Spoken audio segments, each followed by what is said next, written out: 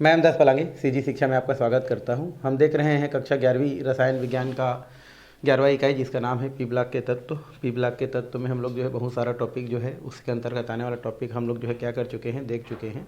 और इससे पहले वाले क्लास में हम लोग जो है बोरान परिवार के बारे में देखे थे। बोरान परिवार में पहला तत्व बोरान है, जो कि महत्वपूर्ण है, जिसके हम लोग कुछ यौगिक जो है देखे थे, जिनमें से एक यौगिक बोरेक्स जो था वो हम लोग क्या कर चुके थे, पढ़ चुके थे।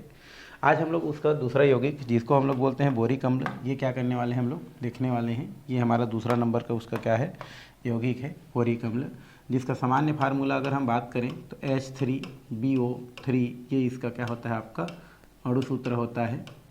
अणु सूत्र होता है, क्या होता है इसका अणु सूत्र, ये होता है H3BO3, ये इसका क्या है, हमारा अणु सूत्र है। इसे आर्थोबोरिक अम्ल भी कहा जाता है या बोरिक अम्ल भी कहते हैं, बट इसका ज़्यादा नाम जो है हम लोग जो है आर्थोबोरिक अम्ल के रूप में क्या करते हैं, इसका नामकरण करते हैं। तो ये इनका बेसिक परिचय है, पहले भी आप जानते हैं बोरिक अम्ल क्या होता है। तो H3BO3 को बोरिक अम्ल कहते हैं, ये इसका अणु सूत्र है। और इसका जो एक और नाम है उसको हम लोग क्या बोलते हैं, आर्थोबोरिक अम्ल कहते हैं या आर्थोबोरिक अम्ल कहा जाता है। तो ये इनका क्या हो गया, आपका परिचय हो गया। अब हम थोड़ा सा इसका क्या करते हैं, प्रिपरेशन करते हैं, कैसे बोरिक अम्ल को बनाते हैं। ये यहाँ पर दिया गया है कि इस प्रकार से निर्मित करते हैं। तो फर्स्ट इसमें दिया है हमारा बोरेक्स से, है ना। और बोरेक्स से पहले भी आप क्या कर चुके हैं, बना चुके हैं। वैसे आपको पता है कि बोरेक्स का फार्मूला क्या होता है, Na2B4, और ये हमारा क्या होता है, O7 होता है, जिसे हम लोग क्या करते हैं, बोरेक्स के नाम से जानते हैं। जब इसको हम लोग क्या करते हैं, सांद्र HCl के साथ या H2SO4 के साथ क्रिया कराते हैं। जैसे हम लोग HCl के साथ क्रिया कराते हैं, साथ में हमारा H2O का भी मॉलिक्यूल्स रहता है, तो उस स्थिति में यहाँ से आपका क्या हो जाता है, बोरिक अम्ल प्राप्त होता है, जिसका सामान्य फार्मूला क्या होता है, हमारा H3BO3 होता है। चूँकि बोरान इधर 4 रहता है, तो इधर हम 4 से क्या कर देते हैं, उसको गुणा कर देते हैं। तो ये कितना हो जाता है, 4 तिया 12 हो जाता है, अर्थात हाइड्रोजन की संख्या यहाँ पर कितना हो जाता है, आपका ये ज़्यादा हुआ। उसके अलावा अगर हम देखें, सोडियम 2 है और क्लोरीन यहाँ पर माइनस चार्ज होता है और ये सोडियम प्लस चार्ज होता है।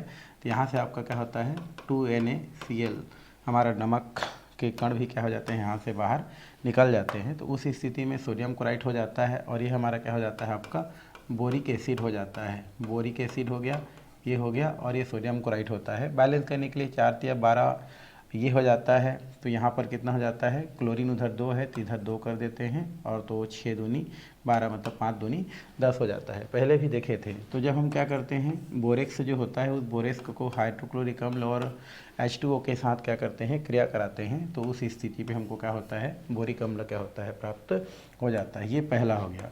दूसरा अगर हम बात करें तो यहाँ पर क्या होता है, Na2, ये हो जाता है आपका B4, और ये होता है O7। साथ में हमारा अगर क्या करते हैं, यहाँ पर H2SO4 अगर रख देते हैं, तो फिर से वही बनता है हमारा। यहाँ पर 5 H2O लेते हैं, तो यहाँ पर आपका क्या प्राप्त हो जाता है, H3BO4, जिसका देखें तो 4 होता है बोरान, तो ये 4 हो जाता है। और उसके बाद Na2 है और ये सल्फेट है, ये प्लस होता है और ये माइनस होता है। तो यहाँ से आपका क्या हो जाता है, Na2SO4, सोडियम जिसको सल्फेट के नाम से जानते हैं, ये क्या हो जाता है, आपका प्राप्त हो जाता है। तो इस तरीक़ा से हम क्या कर सकते हैं, बोरेक्स जो होता है, उस बोरेक्स को अगर हम क्या करते हैं, HCl के साथ या सल्फ्यूरिक अम्ल के साथ क्या करते हैं, या सल्फ्यूरिक अम्ल के जली विलयन के साथ क्या करते हैं, यहाँ पर क्रिया कराते हैं, तो आपको क्या प्राप्त होता है, बोरिक एसिड क्या होता है, प्राप्त हो जाता है। तो ये पहला विधि है जहाँ से हम क्या कर सकते हैं, बोरेक्स से क्या कर सकते हैं, बोरिक अम्ल क्या कर सकते हैं, निर्मित कर सकते हैं। तो ये हो गया हमारा एक बनाने का विधि। चलिए दूसरा विधि हम लोग देखते हैं। दूसरा विधि हमारा दिया है कोलेमेनाइट, जिसको हम कल भी देखे थे। इसका सामान्य फार्मूला C2 और ये B6O11 होता है, ये कोलेमेनाइट होता है। तो इस कोलेमेनाइट पर अगर हम क्या करते हैं, सल्फ़र जो है डाइऑक्साइड गैस प्रवाहित करते हैं, जिसमें आपका H2O भी रहता है, तो उस स्थिति में क्या होते हैं, बोरिक अम्ल क्या होते हैं, प्राप्त होते हैं। साथ में कैल्शियम सल्फाइड विलयन भी उससे प्राप्त होता है। तो यहाँ से हम क्या कर सकते हैं, कोलेमेनाइट, जिसका फार्मूला क्या होता है, Ca2, और ये क्या होता है, हमारा B6O11 होता है। और इसमें हम क्या करते हैं, सल्फर डाइऑक्साइड गैस क्या करते हैं, प्रवाहित करते हैं, है ना। साथ में ये हमारा जल भी रहता है। तो उस स्थिति में यहाँ से हमारा क्या निकलता है, कैल्शियम बाई, और यहाँ से हमारा क्या हो जाता है, आपका सल्फाइड क्या हो जाता है, प्राप्त हो जाता है। कैल्शियम बाईसल्फाइड यहाँ से क्या होता है हमारा प्राप्त होता है। और साथ में हमारा बोरिक अम्ल भी क्या होता है, प्राप्त होता है, जिसका फार्मूला क्या होता है आपका H3BO3 होता है। तो इस तरीक़ा से हमको बोरिक अम्ल भी यहाँ से क्या होता है, प्राप्त होता है। तो ये H3 और BO3 हो जाता है। अब बोरान को ही बैलेंस करो आप, बोरान इधर 6 है, इधर कितना है हमारा कम है, तो यहाँ पर हम कितना कर देते हैं, 6 कर देते हैं। तो उस स्थिति में यहाँ से क्या प्राप्त हो जाता है आपका, बोरिक एसिड क्या हो जाता है, प्राप्त हो जाता है। अभी 6 तो कार्बन बोरान के वो बैलेंस हो गया, बट हाइड्रोजन क्या हो गया, गड़बड़ हो गया। 6 ये कितना हो गया आपका, 18 हो गया। तो 6 या 18 में अगर हम करते हैं तो यहाँ से आपका क्या हो जाता है, आपका 6 या 18 है, और 18 और 2 कितना है हमारा 20 है। तो हम लोग कितना करते हैं, हम लोग जो है उसको अगर हम करें 6 या 18 और ये क्या है हमारा 20 है, तो उस स्थिति में 2 कर रहे हैं तो ये है कितना हो जाता है, 6 या 18, 18 और 2 कितना हो जाता है आपका 20 हो जाता है। तो अगर हम उसको करें बैलेंस करने के लिए तो क्या प्राप्त होता है उसको देखते हैं। बट यहाँ पर आपका क्या दिया गया है हमारा, ये कैल्शियम आपका दिया गया है 2 दिया गया है। तो कैल्शियम अगर हम क्या करते हैं 2 रखते हैं, क्योंकि इधर 2 है तो इधर 2, तो ज़्यादा हो जाता है हमारा, ये 2 दूनी 4 और ये आपका 6 या 18 22 हो जाता है। तो यहाँ पर हम कितना लिख देते हैं, 11 दूनी कितना करते हैं हम लोग यहाँ पर 22 क्या कर देते हैं, लगा देते हैं। तो ये 22 हो जाता है। और सल्फ़र टोटल अगर हम देखें तो 2 दूनी कितना हो जाता है हमारा 4 है। तो यहाँ से आपका कितना करते हैं, यहाँ पर हम लोग जो है 4 कर देते हैं। तो यहाँ पर 4 सल्फ़र हो जाता है। तो इतना में आपको बैलेंस क्या हो जाता है, आपका कंप्लीट हो जाता है। तो ये हो गया आपका कोलेमेनाइट, कोलिमेनाइट जो होता है। और ये जो कोलिमेनाइट होता है उस पर अगर हम सल्फर डाइऑक्साइड गैस साथ में पानी रहता है क्या करते हैं, प्रवाहित करते हैं। तो उस स्थिति में हमको क्या होता है, यहाँ से बोरिक एसिड क्या हो जाता है, प्राप्त हो जाता है। साथ में हमको कैल्शियम बाईसल्फाइड भी क्या होता है, प्राप्त होता है। तो ये हमारा जो मिल रहा है इसको हम लोग क्या बोलते हैं, कैल्शियम बाईसल्फाइड बोलते हैं भाई, ठीक है, कैल्शियम, और इसको क्या बोलते हैं, बाईसल्फाइड कहा जाता है।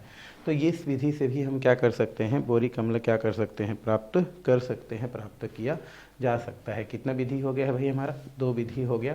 अब हम जो है नेक्स्ट विधि देखते हैं, वो है हमारा बोरान के यौगिक के जल अपघटन से। जैसे हमारे पास बोरान के एक यौगिक दिया है, बोरान के क्लोराइड, बोरान के क्या दिया है हमारा, क्लोराइड। तो ये BCl3 बोरान क्लोराइड बोलते हैं हम लोग, बोरान ट्राईक्लोराइड बोल सकते हैं, बोरान है ना, इसको हम लोग बोलते हैं कौन सा, ट्राईक्लोराइड कहा जाता है। तो बोरान के जो ट्राईक्लोराइड होते हैं इसका अगर हम जल अपघटन करें तो जल अपघटन में क्या करता है, H+ आयन, और OH क्या होता है हमारा, माइनस आयन में टूटता है। तो उस स्थिति में अगर हम देखें तो ये हमारा प्लस होता है और ये क्या होता है आपका माइनस होता है।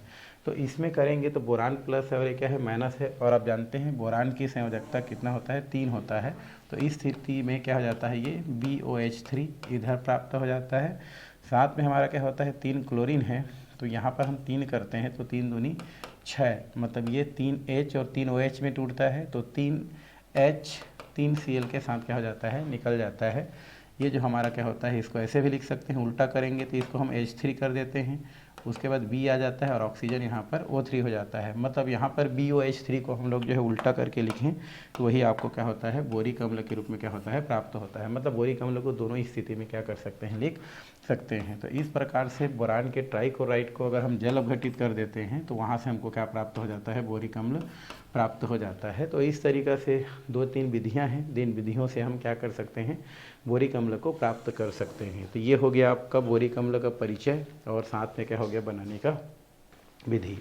चलिए अब हम जो है बाकी उसके जो और भी कुछ टॉपिक हैं उनको देखते हैं। तो ये तो बन लिया बोरिक अम्ल। अब हमको क्या देखना है, बोरिक अम्ल के क्या देखना है, गुण देखना है, प्रॉपर्टीज ऑफ बोरिक एसिड देखेंगे। तो पहला इसमें गुण दिया है कि यह सफ़ेद क्रिस्टली ठोस होता है। हमारा क्या होता है, बोरिक अम्ल जो होता है, बोरिक अम्ल क्या होता है आपका, सफ़ेद क्रिस्टली क्या होता है आपका, ठोस होता है। और जो कि छूने पर कैसा होता है आपका, साबुन जैसा कैसा होता है हमारा, चिकना लगता है। तो बोरिक अम्ल आप देखेंगे तो ये सफ़ेद क्या होता है, क्रिस्टली ठोस है, और जो कि छूने पर साबुन जैसा आपको लगता है ना। बोरिक अम्ल को छूओगे ना तो साबुन जैसा होता है। और कैसा होता है हमारा, ये क्रिस्टल अवस्था में पाया जाता है। ये भौतिक गुण हो गया। दूसरा, यह ठंडे जल में बहुत कम घुलता है। ठंडे पानी में घोलोगे तो नहीं घुलता है या कम घुलता है, परंतु गर्म जल में क्या हो जाता है, ये शीघ्रता से क्या हो जाता है आपका घुल जाता है। गर्म करोगे तो गर्म जल में शीघ्रता से घुल जाता है।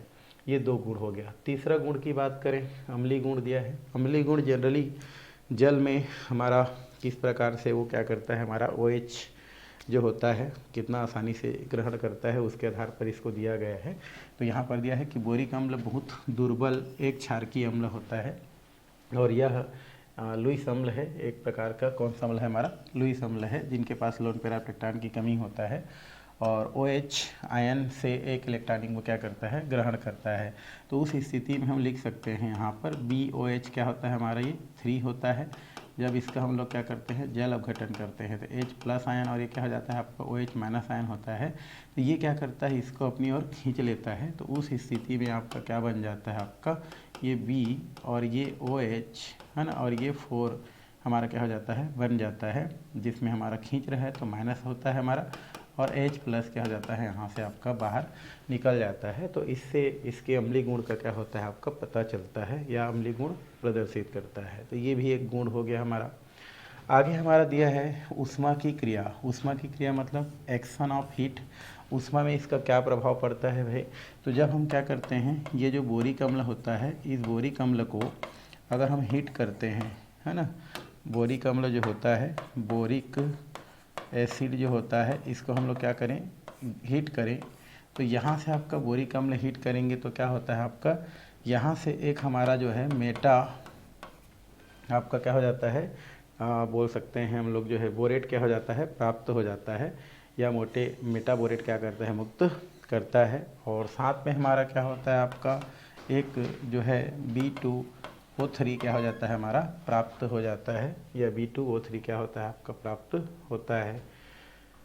तो यहाँ पर अगर हम बैलेंस करना चाहें तो यहाँ से हम क्या कर सकते हैं, बैलेंस कर सकते हैं। यहाँ पर हम लोग कितना कर दिए, इसको 2 कर दिए। तो उस स्थिति में क्या हो जाता है आपका 3 दूनी कितना हो गया आपका 6 हो गया, 2 बोरान हो जाता है। तो इस स्थिति में तो अब नहीं है, तो यहाँ से हम लोग उल्टा करते हैं इसको, है ना। बोरिक अम्ल को जब आप क्या करेंगे, बोरिक अम्ल का फार्मूला क्या होता है, H3BO3 होता है। तो जब इसको आप हीट करते हैं तो इस स्थिति में यह 3 चरणों में H2 अणुओं को त्यागता है, साथ में बोरान के ट्राईऑक्साइड क्या करते हैं, देता है। तो यहाँ से क्या बनता है आपका, एक बनता है B2O3 हो जाता है, ये बनाता है, और साथ में हमारा क्या हो जाता है आपका H2O क्या करता है आपका मुक्त करता है। तो ये इसमें ऐसा नहीं है, तो इसको आप क्या करेंगे, H और BO और ये 2 हो जाता है, साथ में क्या होता है आपका H2O बनता है। तो 3 हाइड्रोजन इधर हो गया, एक बोरान हो गया, ठीक है। मेटाबोरेट क्या हो जाता है यहाँ से प्राप्त हो जाता है, इसको क्या बोलते हैं हम लोग, मेटाबोरेट बोलते हैं। मेटा ये क्या होता है हमारा बोरेट क्या हो जाता है, प्राप्त हो जाता है। तो ये हो गया हमारा बोरिक एसिड जो होता है। इस बोरिक एसिड को अगर हम क्या करें, जो है गर्म करें, तो यहाँ से मेटाबोरेट और जल के कणु क्या हो जाता है आपको प्राप्त हो जाता है। तो इस तरीक़ा से आप ऊष्मा का जो प्रभाव है उसको भी इसमें क्या कर सकते हैं, देख सकते हैं। तो ये हो गया इनके भौतिक और कुछ क्या हो गया रासायनिक गुण। चलिए थोड़ा सा बोरिक अम्ल की हम क्या करते हैं, संरचना की बात करते हैं। स्ट्रक्चर ऑफ बोरिक एसिड होता है, हम इसकी चर्चा करते हैं। तो यहाँ पर अगर फ़िलहाल हम बोरिक अम्ल की बात करें तो ये क्या होता है हमारा H3 और ये BO3 होता है। अगर हम तोड़ दें तो यहाँ पर 3+ चार्ज बनता है, और ये BO3 क्या होता है आपका माइनस चार्ज बनता है। तो उस स्थिति में यहाँ पर क्या होता है हमारा BO3 जो माइनस आयन होता है, कि इस इकाई में क्या होती है, बोरिक अम्ल पाई जाती है। तो बोरिक अम्ल BO3 आयनों की इकाई में होती है, और ये असमतली त्रिकोणीय संरचना में क्या होती है, पाई जाती है। और बोरान परमाणु का तटस्थ अवस्था में 72 कोष का इलेक्ट्रॉनिक विन्यास आप जानते हैं। 72 कोष का इलेक्ट्रॉनिक विन्यास देखेंगे, बोरान का 5 होता है। तो ये हमारा क्या होती है NH2, और यहाँ पर हम पूरा लिख देते हैं 1s2 2s2, और ये 2 की कितनी होती है हमारी 1 होती है। टोटल इसके पास 5 इलेक्ट्रॉन होती है। तो अंतिम कक्षक में ये पाई जाती है। तो सामान्य अवस्था में अगर हम इसका लिखते हैं सामान्य अवस्था में, तो सामान्य अवस्था में क्या हो जाएगा आपका, ये हमारा लास्ट वाला को अगर हम लें तो यहाँ पर क्या हो जाता है 2s जिसके पास 2 इलेक्ट्रॉन हैं, और इसके बाद हमारा 2p है जिसके पास आपका 1 इलेक्ट्रॉन है, ठीक है 2p। बट इसमें से 2s से अगर क्या हो जाता है, एक इलेक्ट्रॉन उत्तेजित हो जाता है, तो उत्तेजित अवस्था में उत्तेजित हो गया अवस्था में, तो उत्तेजित अवस्था में देखेंगे तो यहाँ से एक इलेक्ट्रॉन क्या हो जाता है आपका, चला जाता है किसके पास, 2p के पास। तो ये हमारा 1 और 1 2 हो जाता है, ये 2s हो गया और ये 2p हो गया। उस स्थिति में एक s कक्षक और 2p कक्षक का मिल करके sp2 संकरण का क्या करता है, निर्माण करता है, और इस प्रकार से sp2 संकरित अवस्था में होता है। और फिर 2ps कक्षक से आपका क्या करता है, हमारा जो BO3 आबंध बनता है, मतलब इसके साथ क्या होता है, 3 ऑक्सीजन आके क्या हो जाता है, जुड़ जाता है, जिसके साथ हाइड्रोजन क्या होता है, जुड़े रहता है। जैसे यहाँ पर एक ऑक्सीजन हो जाएगा, यहाँ पर एक ऑक्सीजन हो जाएगा, यहाँ पर एक ऑक्सीजन, और इसी से क्या जुड़ा रहता है, हाइड्रोजन। तो इसलिए हाइड्रोजन डायरेक्ट बोरान से नहीं जुड़ा रहता है, इसलिए हम लोग जो है हाइड्रोजन को नहीं लेते हैं, बल्कि किसको लेते हैं, ऑक्सीजन को।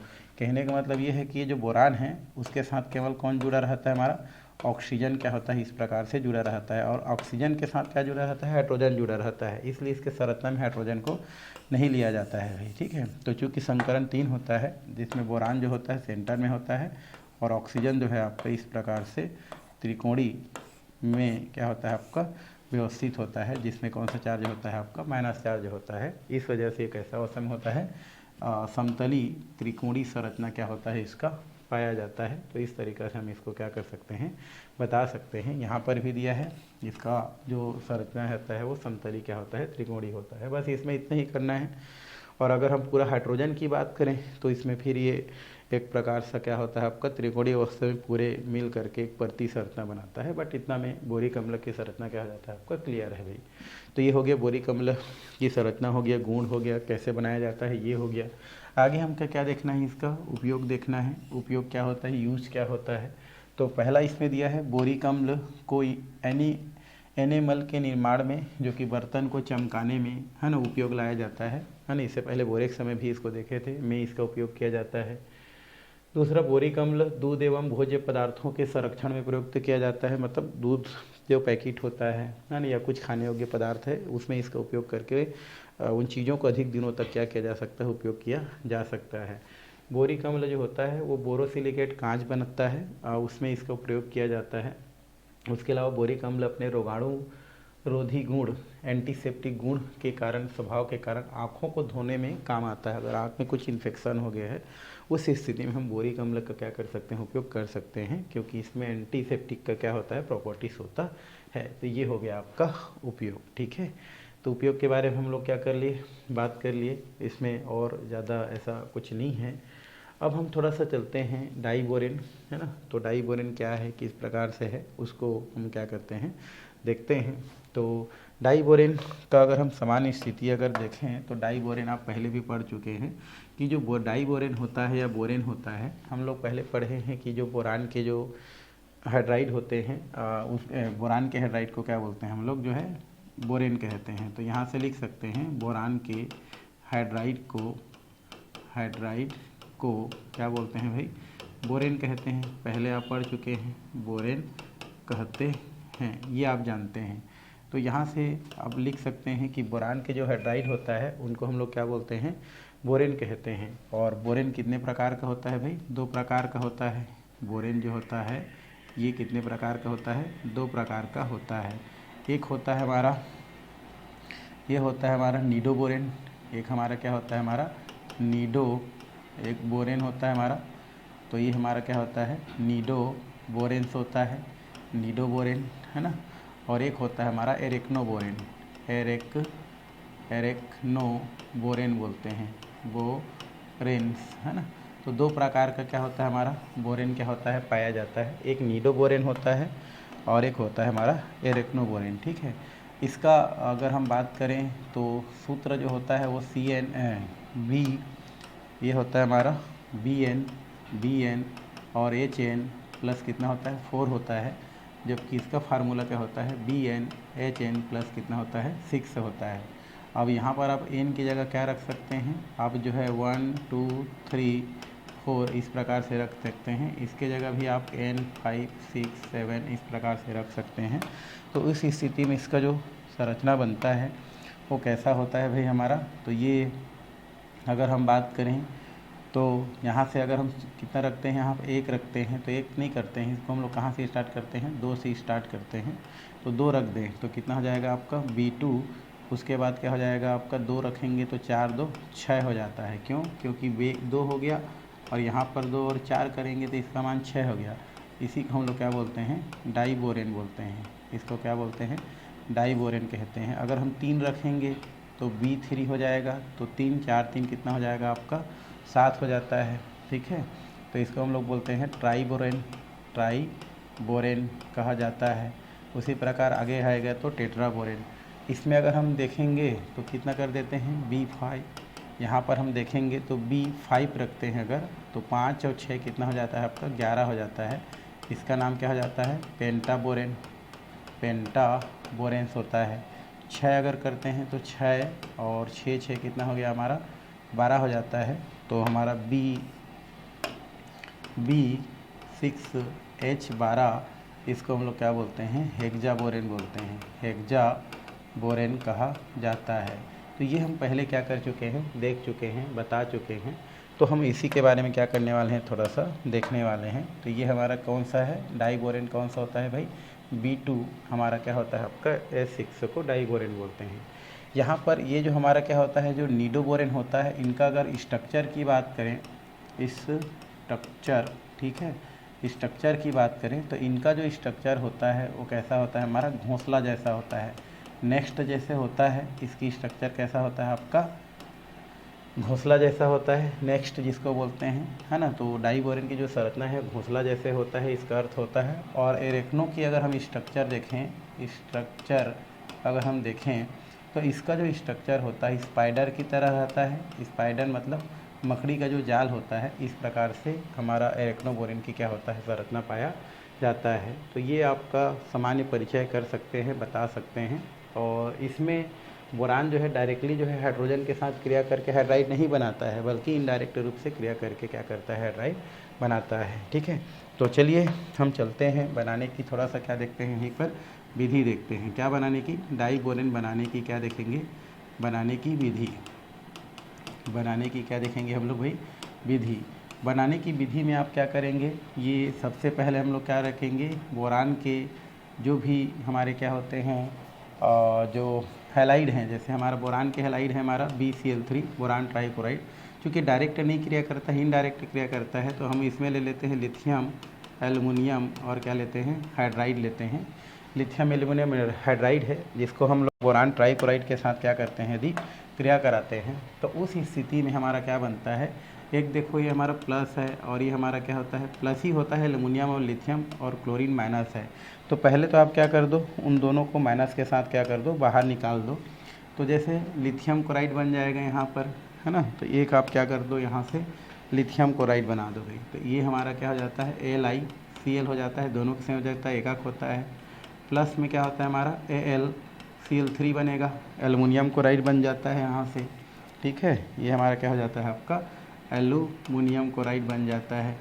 अब बच गया हमारा बोरान और हाइड्रोजन, तो यहाँ से आप क्या कर दो, इसको B2 और ये क्या कर दो आप S6।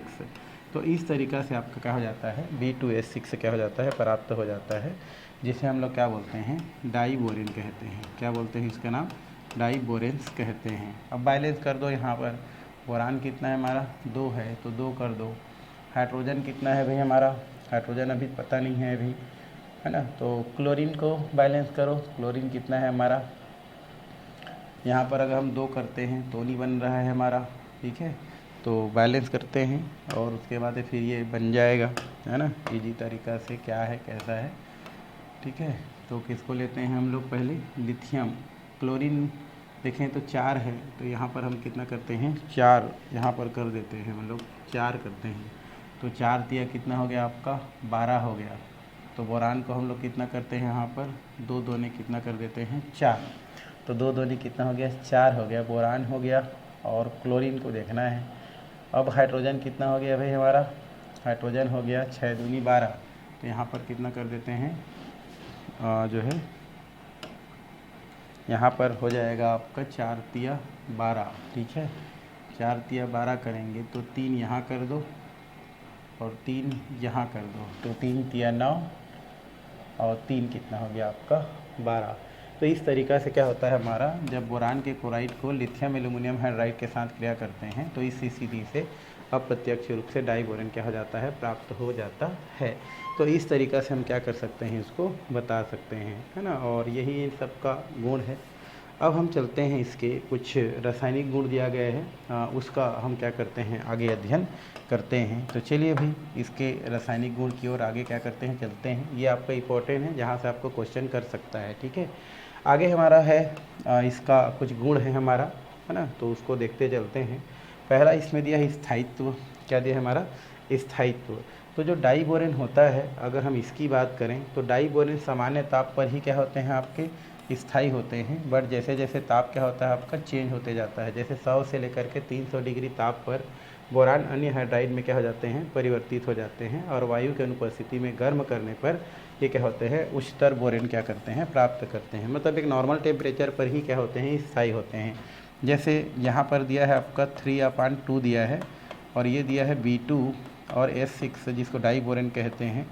अब यहाँ पर हम क्या करते हैं, यहाँ पर अगर हम H2 प्लस कर दें या H2 क्या कर दें, माइनस कर दें, तो उस स्थिति में यहाँ से आपका क्या होता है, कुछ यौगिक क्या होता है आपका प्राप्त हो जाता है, जिसको हमको क्या करना है, देखना है, ठीक है। तो यहाँ से अगर हम देखें तो एक मिनट, इसको हम लोग क्या करते हैं, अगर हम करें तो ये हमारा हो गया। तो यहाँ से अगर देखें तो ये कितना हो जाएगा आपका, ये तो सामान्य हो गया, जब ताप पड़ता है तो 2 1 कम 2 हो जाता है, ठीक है। इसको ऐसे आपको करना पड़ेगा। ये हो गया हमारा 2 और ये हो गया 2, तो 2 1 कम 2 हो जाता है, और 2 तिया कितना हो जाता है, 6। तो एक हमारा क्या बनता है, हमारा B3। ये हो गया B3, क्योंकि 2 1 कम 2 तो B3 बचा, 2 तिया 6, तो 3 तिया क्या हो जाता है हमारा 9। तो ये हमारा ये बन जाता है हमारा ये के यौगिक, ठीक है। तो ये हमारा ताप में परिवर्तन से ये हो गया हमारा, हीट कर देते हैं। अब इसको आगे हम फिर से क्या करते हैं, ताप में परिवर्तन कर देते हैं, ठीक है। तो यहाँ पर आपका क्या होता है, आपका एक आपका यहाँ से अगर हम देखें, ये हो गया। तो यहाँ पर अगर हम क्या करते हैं, H2 प्लस करते हैं या H2 क्या करते हैं, माइनस करते हैं। अगर H2 क्या करें, इसमें अगर हम प्लस करें तो उस स्थिति में हम कितना लिख सकते हैं, हम लोग B3, और ये कितना हो जाता है 9 2 कितना हो जाता है आपका 11 हो गया।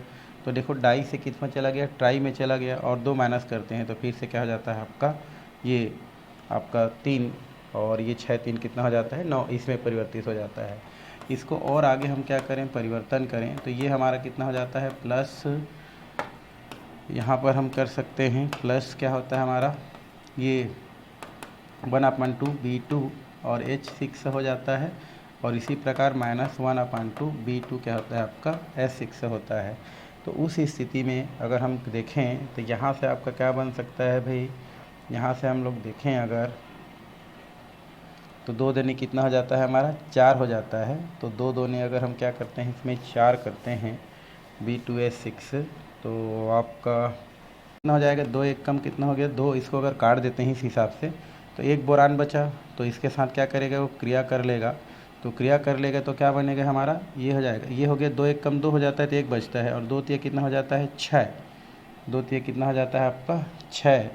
अगर यहाँ पर 2 तिया 6 हो गया, 2 तिया कितना हो गया 6, इसमें कितना हो गया हमारा 2 1 कम 2, और ये तो 2 तिया कितना हो जाएगा आपका 6। तो ये हमारा हो जाएगा B4 हो गया, और ये 2 तिया 6 अगर हम करते हैं, ठीक है, 2 तिया 6, तो ये हमारा H10 इस रूप में क्या हो जाता है आपका, प्राप्त हो जाता है। तो इस तरीक़ा से स्थायित्वता को क्या करता है आपका, प्रदर्शित करता है या दर्शाता है। इस प्रकार से लिख सकते हैं, 2 1 कम 2 ये हो गया, और 2 1 कम 2 2 तिया 6 करते हैं, अगर 6 करते हैं तो कितना हो जाता है, 3 तिया कितना हो जाता है आपका 9 हो जाता है। 3 तिया 9 हुआ, 3 तिया 9 हुआ, तो यहाँ पर अगर हम प्लस करेंगे तो कितना आएगा हमारा, प्लस करेंगे तो 11 हो जाएगा, और अगर हम क्या करते हैं 2 घटा देते हैं तो क्या हो जाता है आपका 9। तो ये हो गया 9 और ये हो गया 11, और यहाँ पर हम करेंगे तो 2 3 दूनी कितना हो गया 6 और ये 10, तो 11 और 10 इस तरीक़ा से घटाएंगे तो कम और बढ़ाएंगे तो ज़्यादा।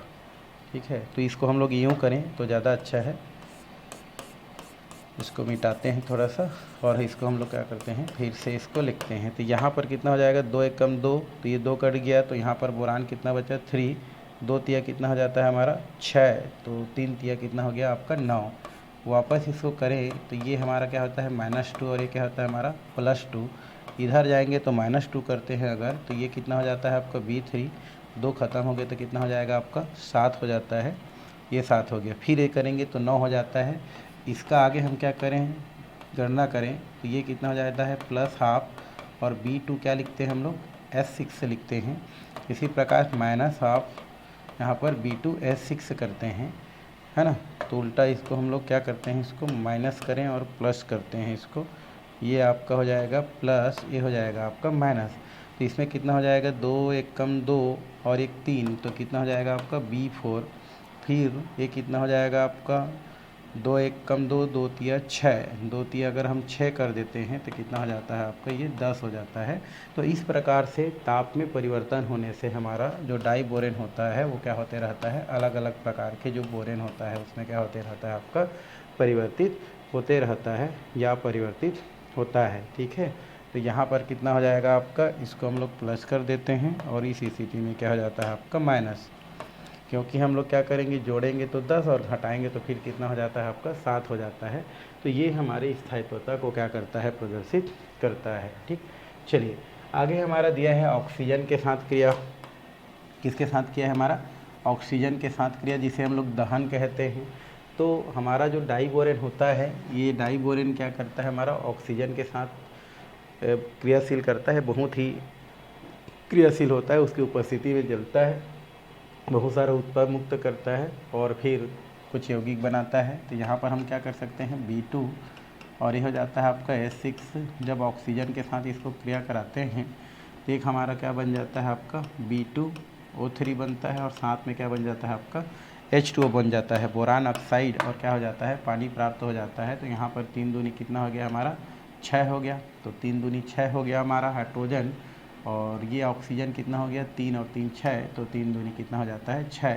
तो इस तरीक़ा से डाई बोरेन ऑक्सीजन के साथ क्रिया करके बोरान ऑक्साइड और H2O बनाता है और साथ में बहुत सारी ऊर्जा क्या करता है आपका, ये मुक्त करता है। तो इस तरीक़ा से इसको बता सकते हैं। ठीक है, आगे नंबर है हमारा जल से क्रिया। किससे क्रिया, जल से क्रिया, जल अपघटन। ये जल में घुल जाता है और ये हमारा क्या करता है, हाइड्रोजन गैस मुक्त करता है। तो यहाँ से कर सकते हैं B2 और एक 6 होता है हमारा और साथ में क्या होता है H2O। तो उस स्थिति में अगर हम देखें तो यहाँ पर क्या हो जाएगा आपका H प्लस और OH क्या हो जाता है आपका माइनस हो जाता है। तो उस स्थिति में इसका हम लोग कितना मात्रा ले लेते हैं हम लोग जो है, तो ये B जो होता है ये हमारा क्या हो जाता है OH3 बनाता है। OH क्या बनाता है 3, क्योंकि यहाँ पर 2 है तो 2 तिया कितना हो जाता है 6, तो यहाँ पर हम लोग क्या कर देते हैं 6 कर देते हैं।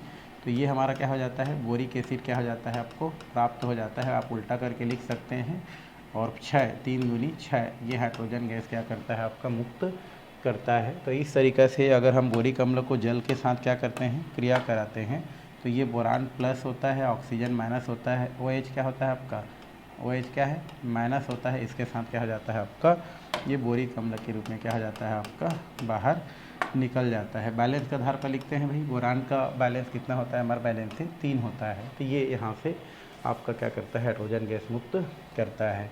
फिर हैलोजन से क्रिया, डाई बोरेन हैलोजन से क्रिया करके यौगिक बनाता है। ये क्या हो जाता है आपका B2 और ये क्या हो जाता है आपका A6। हैलोजन के साथ अगर हम क्या करते हैं, इसको क्रिया करा देते हैं तो उस स्थिति में एक हाइड्रोजन एक HCl के साथ क्या हो जाता है, बाहर निकल जाता है। तो यहाँ पर क्या हो जाएगा आपका B2H5Cl, ये हमको क्या हो जाता है, यौगिक के रूप में क्या हो जाता है आपका प्राप्त हो जाता है।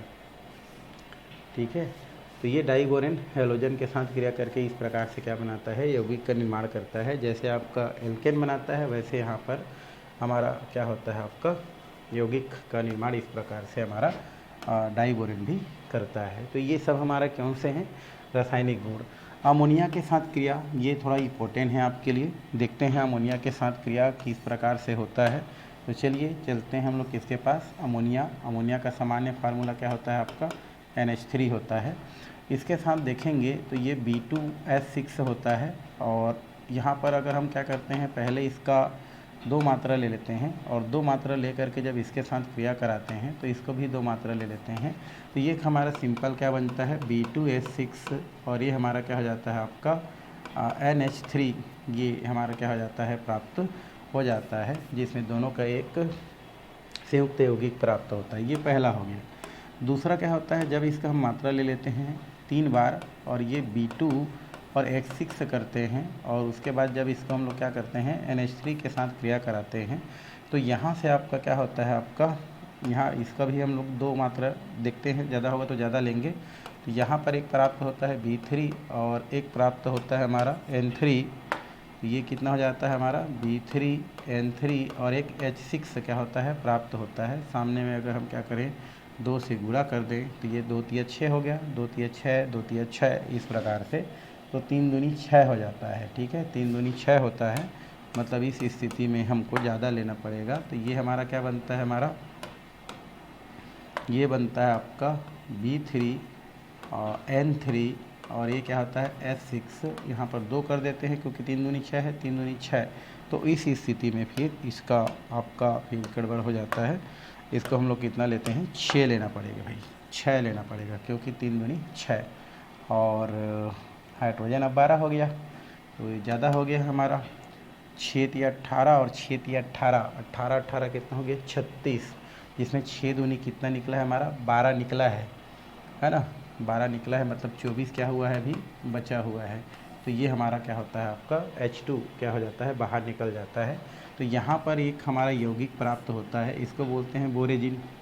क्या बोलते हैं इसका नाम, बोरेजिन, बोराजिन बोल सकते हैं, या बोरेजिन जिसको बोलते हैं, ये प्राप्त हो जाता है। क्या होता है, बोरेजिन या बोराजिन बोलते हैं, ये प्राप्त होता है। और ये जो बोराजिन होता है, इसे हम क्या कहते हैं, अकार्बनिक यौगिक का बेंजीन कहा जाता है। किसको भी, हमारा B3N3, और हमारा क्या होता है जो H6 होता है, जिसको हम लोग बोराजिन बोलते हैं या बोरेजिन बोलते हैं। ये जो बोरेजिन होता है, इसको हम लोग क्या बोलते हैं, अकार्बनिक यौगिक का बेंजीन बोलते हैं। अकार्बनिक यौगिक का क्या बोलते हैं भाई, हम लोग बेंजीन कहते हैं। अकार्बनिक यौगिक का बोलते हैं बेंजीन, क्योंकि इसका जो गुण है, संरचना है, वो बेंजीन से क्या होता है आपका, मिलता जुलता है। इस कारण इसे हम लोग क्या बोलते हैं, जो है अकार्बनिक, जो है हम लोग क्या बोलते हैं, बेंजीन के नाम से क्या करते हैं, जानते हैं, या अकार्बनिक यौगिक के बेंजीन बोलते हैं ना, अकार्बनिक यौगिक का बेंजीन कहा जाता है। और इनका संरचना किससे मिलता जुलता है, बेंजीन से। जैसे बेंजीन का सूत्र क्या होता है हमारा, C6H6, ये हमारा किसका सूत्र होता है, बेंजीन का सूत्र होता है। तो इनसे इनकी बहुत सारी स्थिति मिलता जुलता है, जैसे कि आपको में दिया गया है। अगर हम जो है बेंजीन की बात करें, तो ये हमारा बेंजीन का स्थिति कैसे होता है भाई हमारा, तो इसमें 6 कार्बन है, तो ये एक, फिर हमारा क्या होता है 2, इधर 3, इधर आपका 4, इधर आपका 5, इधर आपका 6, इस प्रकार से।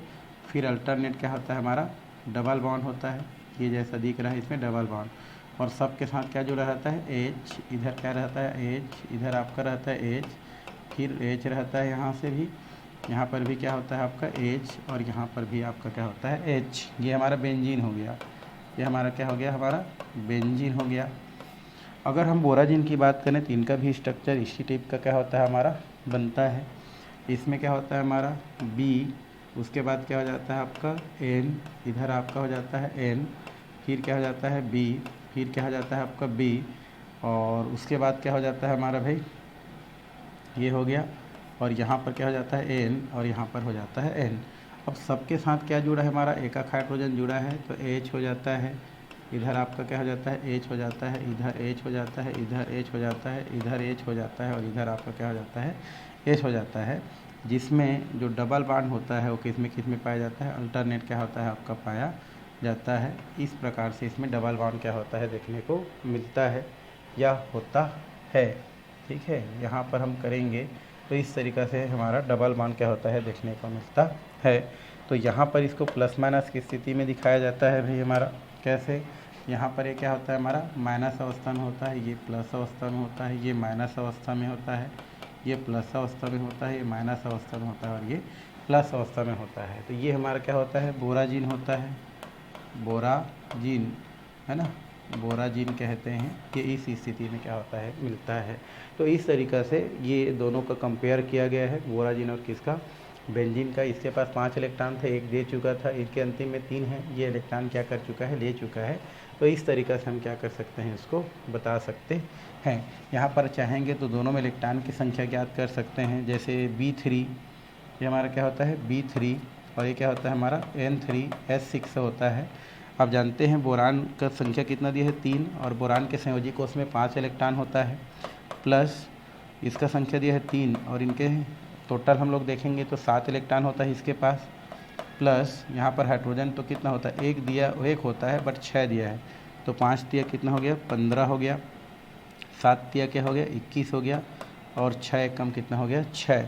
तो कितना हो जाता है हमारा और ये हो जाता है आपका 5 और 1 कितना हो गया हमारा 6 हो गया 6 और 2 और 1 3 हो गया 3 और 3 और 6 कितना हो गया 6 12 हासिल 1 4। तो ये टोटल इसमें इलेक्ट्रॉन कितना होता है हमारा 42 इलेक्ट्रॉन क्या होता है इसमें पाया जाता है। किसमें 42 इलेक्ट्रॉन पाया जाता है हमारा बोराजिन के पास। टोटल इलेक्ट्रॉनों की संख्या आपका कितना होता है 42 होता है भाई। कैसे होता है तो आप टोटल इलेक्ट्रॉन को क्या कर सकते हैं काउंट कर सकते हैं। जैसे बोरान के टोटल इलेक्ट्रॉन कितना होता है हमारा 5 होता है, लेकिन उसका संख्या 3 दिया है तो 5 दिया 15। नाइट्रोजन का टोटल इलेक्ट्रॉन 7 होता है ना, उसका परमाणु क्रमांक तो 7 हो गया और 3 से गुणा कर दिया क्योंकि उनका संख्या 3 है तो 7 से 21 और हाइड्रोजन का 1 होता है 6 संख्या दिया गया है। तो इस तरीक़ा से ये इसी प्रकार अगर हम देखें इसमें C6 और H6 की अगर हम बात करें तो इसमें कितना होता है हमारा 12 होता है, एक कार्बन के पास 12 है और इसका दिया है 6 प्लस कितना दिया है 6। तो कितना हो जाएगा 6 दूनी 12 हो जाता है, 6 दूनी 12 और 6 दूनी कितना हो गया 12। तो उस स्थिति में अगर हम देखें तो 6 कार्बन दिया गया है और ये अच्छा टोटल 6 इलेक्ट्रॉन होगा ना, हम लोग उसका परमाणु भार जोड़ दिए। टोटल हमारा कितना होता है हमारा कार्बन के पास 6 इलेक्ट्रॉन होता है और संख्या दिया है 6 और ये प्लस 6 तो 6 छक्का कितना हो जाएगा 36 और 36 और 6 कितना हो जाता है आपका 42। तो इस तरीक़ा से इनके पास भी कितना होता है आपका 42 इलेक्ट्रॉन होता है। तो इस वजह से इनका गुण जो है आपस में मिलता जुलता है। तो ये हो गया आपका अमोनिया से क्रिया जिसमें आप बोरोजिन को क्या कर सकते हैं देख सकते हैं। आगे हमारा दिया है क्षारों के साथ क्रिया, जली विलयन के साथ क्रिया करके ये डाई बोरेन मेटाबोरेट लवण का निर्माण करता है, हाइड्रोजन मुक्त करता है। तो यहाँ पर हम क्या कर सकते हैं B2 और ये हो जाता है आपका H6 और यहाँ पर एक क्षार दिया है पोटेशियम हाइड्रोक्साइड, साथ में हमारा क्या दिया है H2O। तो उस स्थिति में हमारा क्या बनता है एक हमारा पोटेशियम मेटाबोरेट क्या होता है बन जाता है तो K और ये BO2 हो जाता है जिसे हम लोग क्या बोलते हैं पोटेशियम मेटाबोरेट बोलते हैं। पोटेशियम क्या बोलते हैं इसका नाम मेटाबोरेट कहा जाता है। ये हमारा प्राप्त हो गया। अब यहाँ पर क्या बचता है हमारा ऑक्सीजन तो 2 है हमारा, बोरान थोड़ा सा अलग हो जा रहा है तो यहाँ पर हम 2 करते हैं तो इसको भी हम लोग कितना कर देना 2 कर दिए, ठीक है। तो 2 कर दिए तो ऑक्सीजन कितना हो गया 2 2 ने 4 और टोटल हमारा कितना हो गया आपका देखा जाए तो हाइड्रोजन हमको और बढ़ाना पड़ेगा भाई फिर बैलेंस हो सके। तो यहाँ पर हम क्या करते हैं 2 2 ने 4 तो यहाँ पर 2 और 2 4 यहाँ पर 2 करना पड़ेगा तो ठीक है 2 2 ने 4 है तो 2 और 2 4। तो पोटेशियम हो गया, बोरान हो गया, हाइड्रोजन बचा है 6 यहाँ पर बचा 6 2 8 और 8 और 4 कितना है हमारा 12 मतलब 6 दूनी 12। यहाँ से क्या हो जाता है आपका हाइड्रोजन क्या हो जाता है आपका मुक्त हो जाता है। तो इस तरीक़ा से हम क्षार के साथ क्रिया करा करके मेटाबोरेट क्या करते हैं प्राप्त करते हैं। तो ये हो गया आपका उनके कौन सा जो है बोल सकते हैं भौतिक और यहाँ पर रासायनिक गुण आप क्या कर सकते हैं उसको देख सकते हैं किसका डाईबोरेन का। ये हो गया डाईबोरेन से रिलेटेड बहुत सारे जानकारी। अब हम थोड़ा सा बात करते हैं डाईबोरेन है ना, डाई है ना ये ट्राई नहीं है। डाई बोरेन की संरचना, स्ट्रक्चर ऑफ डाई बोरेन देखेंगे। वैसे अगर हम डाई बोरेन की बात करें तो डाई बोरेन जो होता है उसका फार्मूला क्या होता है हमारा, B2 क्या होता है हमारा, S6 होता है। और इनका जो सूत्र है वो एथेन के सूत्र, जिसका सूत्र होता है हमारा C2H हमारा 6 बोलते हैं। एथेन आप नहीं पढ़े हो, पढ़ेंगे आगे। तो यहाँ पर एथेन का सूत्र होता है हमारा C2H6 होता है।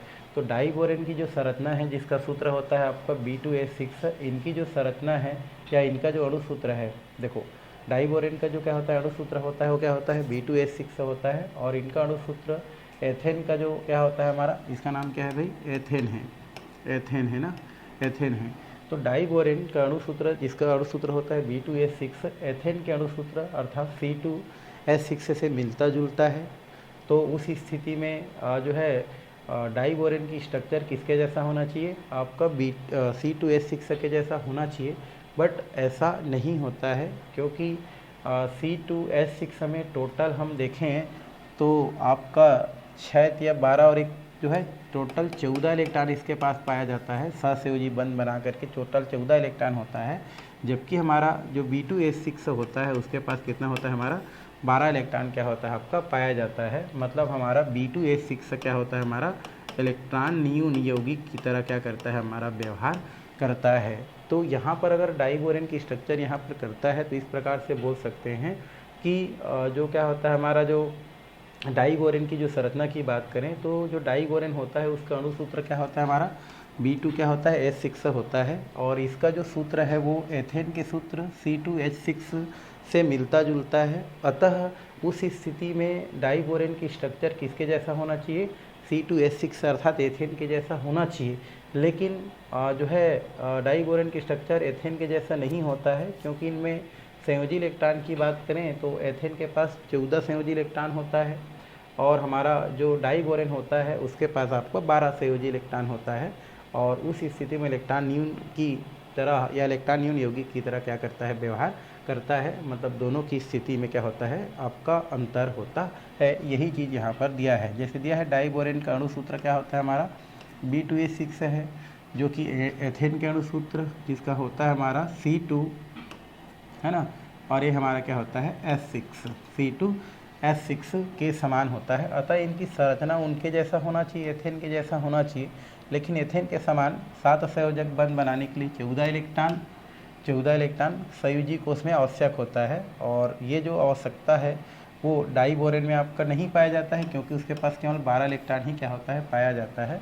और डाई बोरेन एक इलेक्ट्रॉन न्यून यौगिक की तरह क्या करता है, व्यवहार करता है। तो पहला आपको लिखना पड़ेगा कि जो डाई बोरेन जिसका अणु सूत्र C2H6 होता है और इनका जो अणु सूत्र है वो एथेन जिसका अणु सूत्र C2H6 से मिलता जुलता है। अतः डाई बोरेन की स्ट्रक्चर जो होना चाहिए वो C2H6 के जैसा होना चाहिए। बट C2H6 में जो क्या होता है, जो सहसंयोजक जो बंध होता है उस बनाने के लिए, सहसंयोजक बंध बनाने के लिए 14 इलेक्ट्रॉन की आवश्यकता होती है। जबकि डाई बोरेन के पास जो है 12 इलेक्ट्रॉन की जो वहाँ पर क्या होता है, एथेन में आपका 14 इलेक्ट्रॉन पाई जाती है सहसंयोजी बंध बनाने के लिए, जबकि हमारे B2H6 में केवल 12 इलेक्ट्रॉन होती है। तो उस स्थिति में जो है जितना इलेक्ट्रॉन होना चाहिए उतना इलेक्ट्रॉन नहीं हो पाने की वजह से उनकी संरचना एक दूसरे के साथ जो मैच नहीं करती है।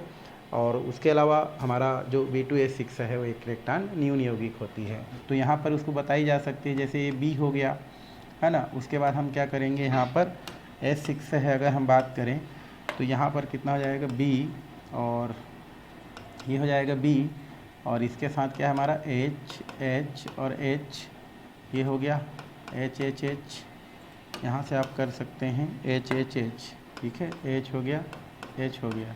और यहाँ पर हम क्या करेंगे H, और यहाँ पर भी करेंगे H। तो यहाँ पर देखो 1 2 और ये 3 4 5 6, ये हो गया। फिर 1 2 3 4 5 और 6।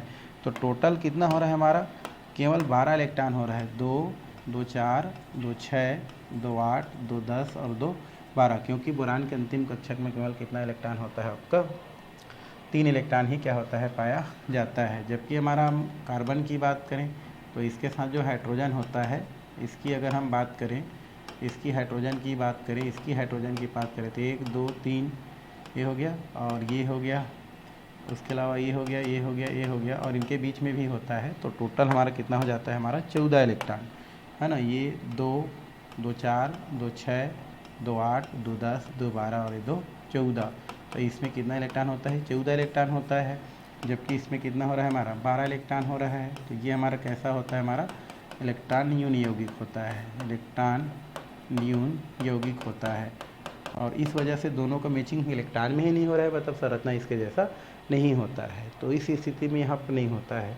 अब यहाँ पर सन 1921 में एक डिल्थे नाम का वैज्ञानिक था। अब इसमें तो संरचना मैच नहीं किया, तो 1921 में एक डिल्थे नाम के वैज्ञानिक आया और उन्होंने डाइबोरेन की जो संरचना है उसको हाइड्रोजन सेतु संरचना प्रस्तावित किया। उन्होंने बोला, कौन, 1921 में डिल्थे ने बताया कि जो डाइबोरेन की संरचना है वो कैसा होता है, हमारा हाइड्रोजन सेतु संरचना होता है। ऐसा उन्होंने क्या किया, प्रस्तावित किया। और इस प्रस्तावित संरचना की पुष्टि इलेक्ट्रॉन विवर्धन, जो हम पहले पढ़ चुके हैं, रमन और रक्त वर्णों से हुई। तो पहले उनका संरचना बताने के लिए, मतलब डाइबोरेन की संरचना बताने के लिए पहले उसको किसके साथ मैच किया गया, एथेन के साथ मैच किया गया। बट उसके साथ मैच न होने की वजह से उनका संरचना जो है नहीं बन पाया।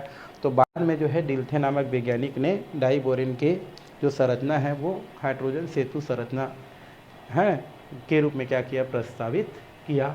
और उस स्थिति में क्या होता है, हाइड्रोजन का जो क्या होता है, जो सेतु संरचना होता है उसमें जो बोरान होता है, उस बोरान के 2 परमाणु जो होते हैं, उस 2 परमाणु से, है ना, बोरान के 2 परमाणु से क्या होता है आपका, 2 हमारा क्या जुड़ा रहता है, हाइड्रोजन परमाणु जुड़ा रहता है।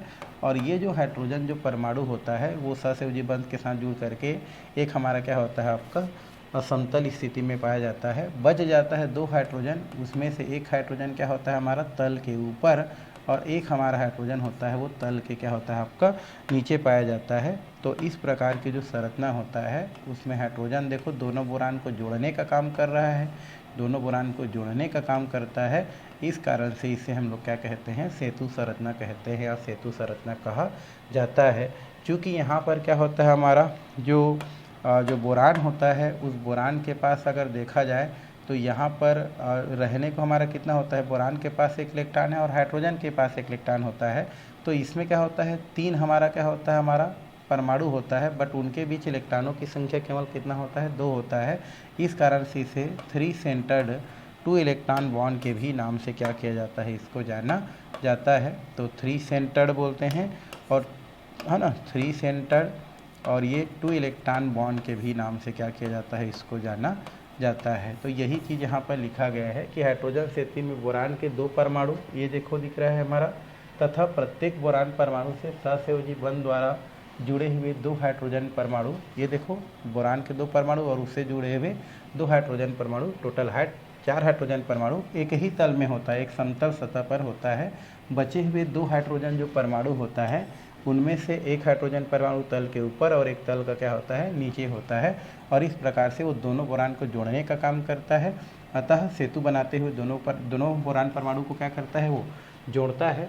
और इन दोनों हाइड्रोजन परमाणु को ही सेतु हाइड्रोजन कहते हैं। और इसके द्वारा जो बंध बनता है उसे सेतु बंध, या इसी को हम लोग जो है केला बंध के नाम से भी क्या करते हैं, हम लोग जानते हैं या केला बंध कहते हैं। चूँकि केला जो बंध होता है उसमें बोरान के पास 1 इलेक्ट्रॉन बचता है और हाइड्रोजन के पास क्या होता है, हमारा 1 इलेक्ट्रॉन होता है। बोरान के पास इलेक्ट्रॉन और हाइड्रोजन के पास इलेक्ट्रॉन, ठीक है। तो उस स्थिति में 2 इलेक्ट्रॉन ही होता है, बट परमाणु कितना होता है, 3 होता है, 1 2 3 1 2 3 होता है, बट इलेक्ट्रॉनों की संख्या कितना होता है, हमारा 2 होता है। लेकिन 2 इलेक्ट्रॉनों की सहायता से वो 3 परमाणु को क्या करता है, आपस में जो है जोड़ के एक बंध बनता है, जिसमें बोरान होता है, फिर हाइड्रोजन, फिर बोरान होता है, बंध स्थापित हो जाता है। तो ऐसे बंध को त्रिकेंद्री 2 इलेक्ट्रॉन बंध, मतलब 3 सेंटर 2 इलेक्ट्रॉन बंध के नाम से क्या किया जाता है, इसको जाना जाता है। तो ये आपको क्या करना पड़ेगा, लिखना पड़ेगा कि डिल्थे नामक वैज्ञानिक ने जो है डाइबोरेन की जो संरचना है उसको सेतु हाइड्रोजन सेतु संरचना प्रस्तावित किया। उनके अनुसार जो है बोरान के जो 2 परमाणु होता है ना, सेतु संरचना में बोरान के जो क्या होता है 2 परमाणु होता है, जिसके साथ 2 हाइड्रोजन परमाणु क्या होता है उसके साथ सहसंयोजी बंध द्वारा क्या होता है आपका जुड़ा रहता है, वो एक ही तल में क्या होता है पाया जाता है। बचे हुए 2 हाइड्रोजन जो परमाणु होता है वो क्या होता है हमारा तल के ऊपर और एक तल के क्या होता है नीचे होता है। क्योंकि वो दोनों हाइड्रोजन परमाणु दोनों बोरान को क्या करता है आपस में जोड़ने का काम करता है, अतः उन दोनों हाइड्रोजन परमाणु को क्या बोलते हैं सेतु हाइड्रोजन कहते हैं, और उनके जुड़ने से जो बना बंध होता है उसे केला बंध के नाम से जानते हैं। क्योंकि इस बंध में हमारा जो है क्या होता है बोरान के पास एक इलेक्ट्रॉन होता है और हाइड्रोजन के पास एक इलेक्ट्रॉन होता है, तीसरा जो बोरान होता है उसके पास कोई इलेक्ट्रॉन नहीं होता है। तो उस स्थिति में 2 इलेक्ट्रॉन लेकिन 3 परमाणु होता है, फिर भी क्या होता है उनके बीच क्या होता है 2 इलेक्ट्रॉन, और 2 इलेक्ट्रॉन के बावजूद तीनों परमाणु के बीच एक बंध बनता है। तो उस बंध को हम लोग क्या बोलते हैं 3 सेंटर्ड 2 इलेक्ट्रॉन बंध के नाम से जाना जाता है। तो इस तरीक़ा से आपको बताना है और उसके बाद साथ क्या करना है, ये चित्र को बनाना है। तो ये क्वेश्चन आता है केला बंध या डाइबोरेन की स्ट्रक्चर। तो शुरू से लिखना चाहेंगे तो शुरू से लिख सकते हैं। पहले आप स्टार्टिंग से, जैसे कि डाइबोरेन की जो क्या होता है जो संरचना होता है, डाइबोरेन के जो अणु सूत्र होता है वो क्या होता है आपका B2S6 होता है, जिनका अणु सूत्र C2H6 से अर्थात एथेन से मिलता जुलता है। अतः उनकी संरचना उनके जैसा होनी चाहिए, लेकिन ऐसा नहीं होता है क्योंकि हमारा जो एथेन होता है उसके पास टोटल 14 इलेक्ट्रॉन होता है, जबकि हमारे जो डाइबोरेन होता है उसका कितना होता है 12 इलेक्ट्रॉन होता है, अर्थात ये न्यून इलेक्ट्रॉन यौगिक के जैसा व्यवहार करता है। तो इसलिए उसका संरचना उसके जैसा नहीं हो सकता है। तो बाद में जो है संरचना मैच नहीं मिल पाने की वजह से बाद में जो है डिल्थे नामक वैज्ञानिक ने आया और उन्होंने सर्च किया, अध्ययन किया, और अध्ययन करने के पश्चात डाइबोरेन की संरचना हाइड्रोजन सेतु संरचना प्रस्तावित किया। इस हाइड्रोजन सेतु संरचना के अनुसार क्या होता है हमारा बोरान के 2 परमाणु जिसके साथ 2-2 हाइड्रोजन परमाणु सहसंयोजी बंध द्वारा क्या होता है जुड़ा रहता है। कहने का मतलब एक बोरान से 2 हाइड्रोजन परमाणु, फिर दूसरा बोरान से 2 हाइड्रोजन परमाणु सहसंयोजी बंध से जुड़ा रहता है, और ये 2 बोरान और दोनों बोरान से जुड़ा हुआ 2-2 हाइड्रोजन परमाणु क्या होता है आपका एक ही तल में पाया जाता है, और 2 हाइड्रोजन परमाणु एक तल के ऊपर और एक तल के नीचे होता है। क्योंकि यहाँ पर हाइड्रोजन परमाणु जो होता है दोनों बोरान को जोड़ने का काम करता है, अतः इसे क्या कहा जाता है आपका सेतु हाइड्रोजन कहा जाता है। और इसके द्वारा निर्मित जो बंध होता है उस बंध को हम लोग क्या बोलते हैं केला बंध कहते हैं। केला बंध जो होता है उस केला बंध में क्या होता है हमारा 3 परमाणु होता है, बट इलेक्ट्रॉनों की संख्या वहाँ पर 2 होता है, जो कि बोरान और हाइड्रोजन के पास होता है। तो उस स्थिति में क्या होता है 2 इलेक्ट्रॉन और 3 परमाणु मिलकर के एक बंध बनाता है। इस कारण से इस प्रकार के बंध को हम लोग जो है 3 सेंटर 2 इलेक्ट्रॉन या त्रिकेंद्रीय 2 इलेक्ट्रॉन बंध भी कहा जाता है। ये आपको लिखना पड़ेगा और ये आपको चित्र इस प्रकार से क्या करना पड़ेगा बनाना पड़ेगा। तो ये आपका इस प्रकार से क्या हो जाता है आपका बन जाता है। यहाँ पर जो भी है 122 है वो आप लिख सकते हैं, ठीक है, 112 है ये लिख सकते हैं, उससे मतलब नहीं है, संरचना बनना चाहिए। ये हो गया। अब इनकी ये जो स्थिति आपको दिख रहा है संरचना का, उसको हम लोग किससे समझते हैं इलेक्ट्रॉनिक विन्यास से समझते हैं। किससे समझते हैं भाई इलेक्ट्रॉनिक। ये जो हमारा डाइबोरेन की स्ट्रक्चर जो बन रहा है 3 इलेक्ट्रॉन और 3 सेंटर और 2 इलेक्ट्रॉन, उसको हम किससे समझते हैं इलेक्ट्रॉनिक विन्यास से थोड़ा सा समझने का क्या करते हैं हम लोग जो है प्रयास करते हैं, ठीक है। तो बोरान जो होता है, अगर हम बात करें बोरान का परमाणु क्रमांक कितना होता है हमारा 5 होता है। तो उस स्थिति में हम क्या लिख देते हैं बोरान का 5 लिखते हैं। तो ये 1s2 2s2 और 2p कितना होता है हमारा 1 होता है। ये हमारा अंतिम कक्षक का है। तो सामान्य अवस्था में हम देखें अगर, तो सामान्य अवस्था में क्या हो जाता है भाई हमारा सामान्य अवस्था की बात करें तो यहाँ पर कितना हो जाता है हमारा 2s का 2 इलेक्ट्रॉन ये हो गया। उसके बाद 2p का हमारा 1 इलेक्ट्रॉन ये हो गया। इसको बोलते हैं 2px, इसको बोलते हैं 2py और इसको बोलते हैं 2pz। अब यहाँ से अगर उत्तेजित हो जाता है हमारा 2s का इलेक्ट्रॉन, तो उत्तेजित अवस्था में क्या होता है हमारा यहाँ से इलेक्ट्रॉन अगर उत्तेजित हो गया तो 1 इलेक्ट्रॉन बचा, तो ये 2s और ये 1 2 3, तो 1 और 1 2 हो जाता है। ये हो गया 2px, ये हो गया 2py। तो ये हमारा चला जाता है। तो टोटल अगर हम देखें तो इसके पास कितना इलेक्ट्रॉन होता है 3 क्या होता है हमारा जो है आपका इलेक्ट्रॉन जो है अनपेयर के रूप में पाया जाता है, अयुग्मित होता है ना बोरान के पास। क्योंकि एक बोरान के पास हमारा कितना इलेक्ट्रॉन होता है हमारा 3 इलेक्ट्रॉन खाली रहता है। तो उसी प्रकार हमारा क्या होगा हमारा एक और बोरान का क्या होगा हमारा 3 हमारा इलेक्ट्रॉन इस प्रकार से होगा 1 और ये कितना हो जाएगा आपका 3, 1 2 3, 1 2 3। ये हमारा कहना है 2s किसका हमारा बोरान नंबर 2 का है ना, एक और बोरान का है ना ये तो एक बोरान का ये हो गया। अब एक और बोरान ये होता है हमारा 2px और ये क्या होता है 2py और ये क्या होता है 2pz। अब देख रहे हैं हमारा कि जो डाई बोरेन होता है उस डाई बोरेन में अगर हम बात करें तो दोनों बोरान के पास है ना, डाई बोरेन है मतलब 2 ठो बोरान है और 2 बोरान है मतलब एक बोरान के पास कितना कक्षा खाली है, 3 कक्षा खाली है, 1 2 और 1 3। इसी प्रकार एक के पास 1 2 3।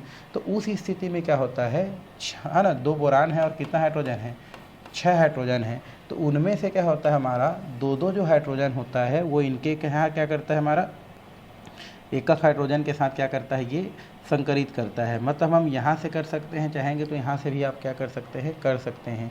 तो मान लिया जाए इसमें हमारा बोरान के हमारा एक हाइड्रोजन इसके साथ जुड़ जाता है, एक हाइड्रोजन इसके साथ जुड़ जाता है।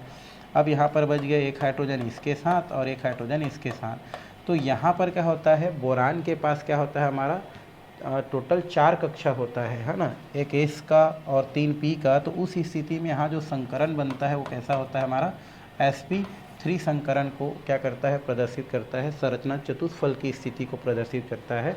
तो उस स्थिति में क्या होता है, बोरान के पास 3 क्या होता है हमारा अयुग्मित इलेक्ट्रॉन होता है और एक खाली कक्षक होता है। इसको हम लोग क्या बोलते हैं, रिक्त कक्षक बोलते हैं। इसको हम लोग क्या बोलते हैं, रिक्त कक्षक कहते हैं। तो बोरान, दोनों बोरान के पास क्या होता है, एक रिक्त कक्षक होता है और 3 क्या होता है हमारा आपका एकक इलेक्ट्रॉन वाला होता है। तो उन बोरानों में से आपका जो है दोनों बोरानों के साथ 6 हाइड्रोजन में से 2 हाइड्रोजन क्या करता है, उनके साथ आकर के इस प्रकार से क्या कर देता है, बंध बना लेता है। अब 2 हमारा हाइड्रोजन जो बचा है वो हाइड्रोजन क्या करता है हमारा, ये तो देखो बोरान के 2 एक्स के साथ वाई के साथ जुड़ गया। अब देखो बोरान के पास एक हमारा क्या बचा है, हमारा पूरा खाली कक्षक बचा है और एक हमारा एक इलेक्ट्रॉन वाला बचा है। उसी प्रकार दूसरा बोरान के पास एक खाली कक्षक और एक क्या बचा है हमारा, एक इलेक्ट्रॉन बचा है। तो उसमें आपका कैसा होता है, ये हमारा हो जाता है बोरान, ये हो गया बोरान और एक और ये बोरान। अब ये हमारा क्या होता है 1 और ये क्या हो गया 2, इधर हमारा 1 और ये क्या हो गया हमारा 2। ये हमारा कितना हो जाता है, 2 हो जाता है। टोटल कितने जगह खाली है उसका, 4 जगह खाली है ना। तो पहले इसको यहाँ से समझते हैं फिर आपको जो है बताते हैं, ठीक है। तो हमारे पास बोरान कितना है 2, ये हो गया हमारा बोरान 2।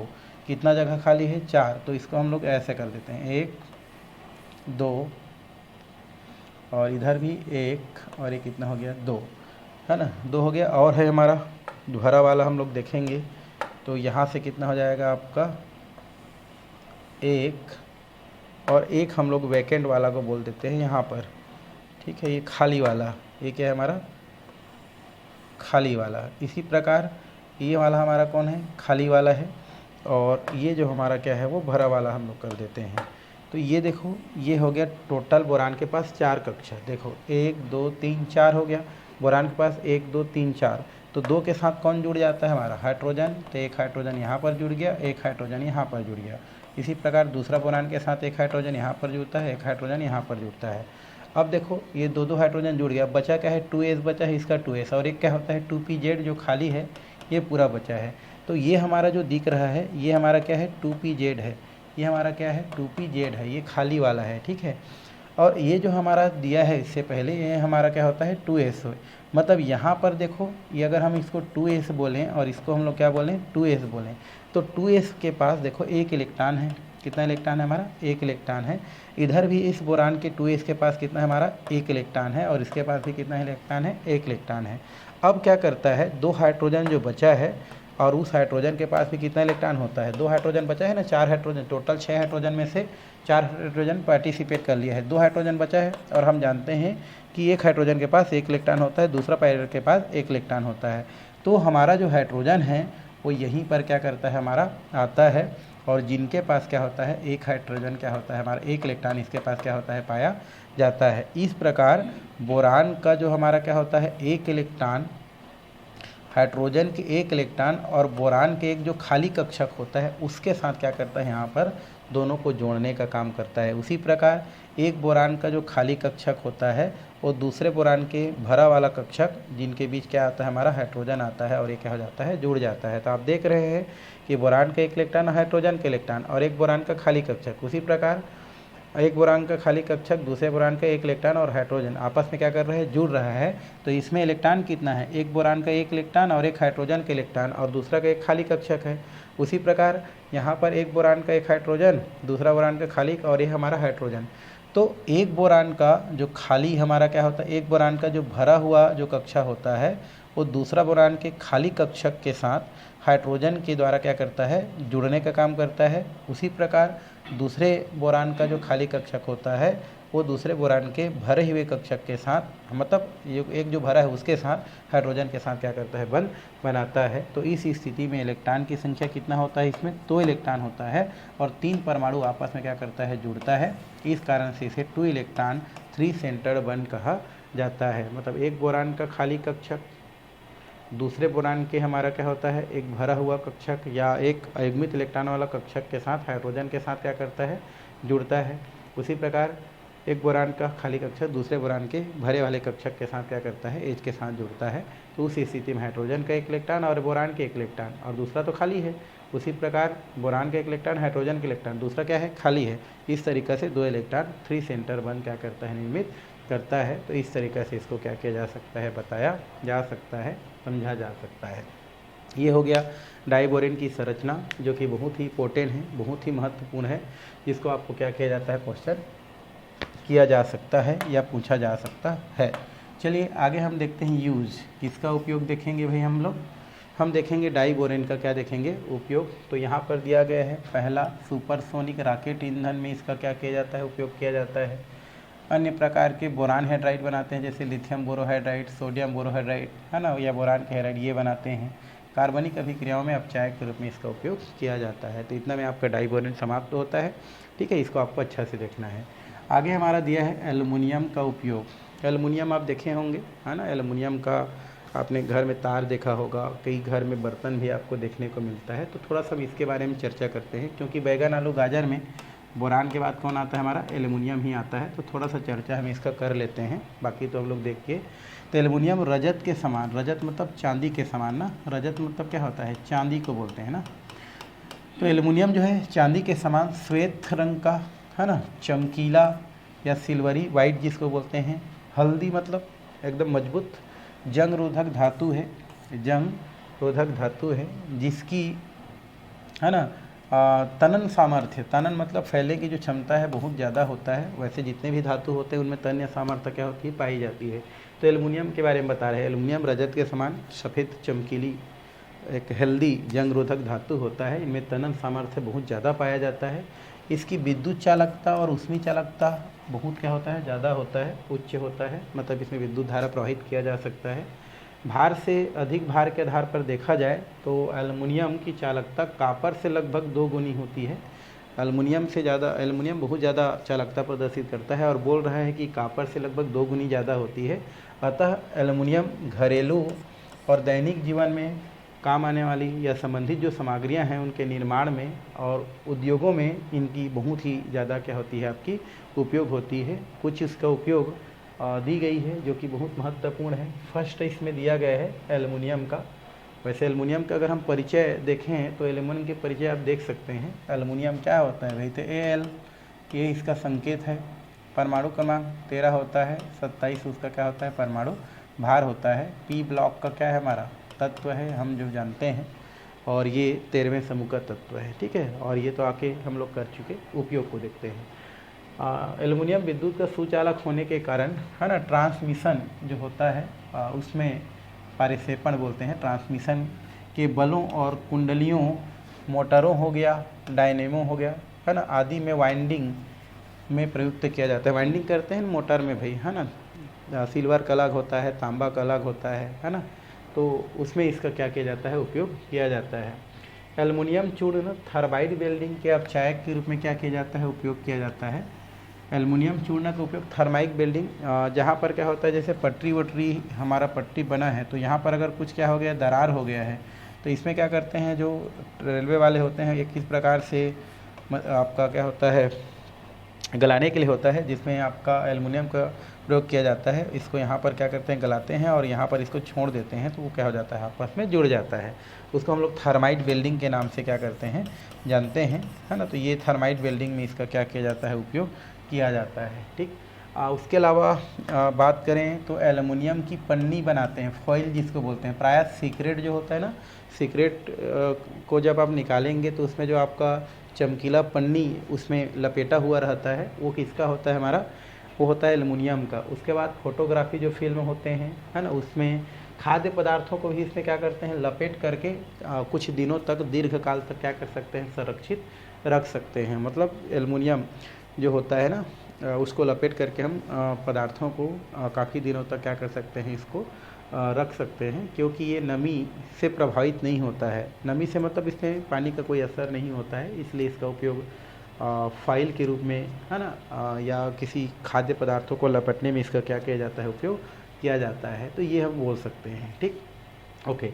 आगे है एल्युमिनियम जो होता है वो कॉपर हो गया, मैग्नीज हो गया, मैग्नीशियम हो गया, सिलिकॉन हो गया, जिंक हो गया, इन सब के साथ क्रिया करके क्या बनाती है, ये मिश्र धातु बनाते हैं। और एल्युमिनियम तथा इनके जो यौगिक होते हैं मिश्र धातु को विशिष्ट आकृति दी जाती है। जैसे पाइप में इसका प्रयोग करते हैं, ट्यूब हो गया, छड़ पनी हो गया, तार हो गया, प्लेट हो गया, इस सब बनाने में इसका उपयोग करते हैं। इसका उपयोग बर्तन बनाने में भी प्रयोग करते हैं, भवन निर्माण में इसका प्रयोग करते हैं। आजकल स्टील का रोडिंग वोडिंग लग रहा है भाई, है ना, उसमें मिश्र धातु के रूप में प्रयोग करते हैं। पैकिंग हो गया, वायुयान हो गया, है ना, ये सब में इसका क्या करते हैं, उपयोग करते हैं।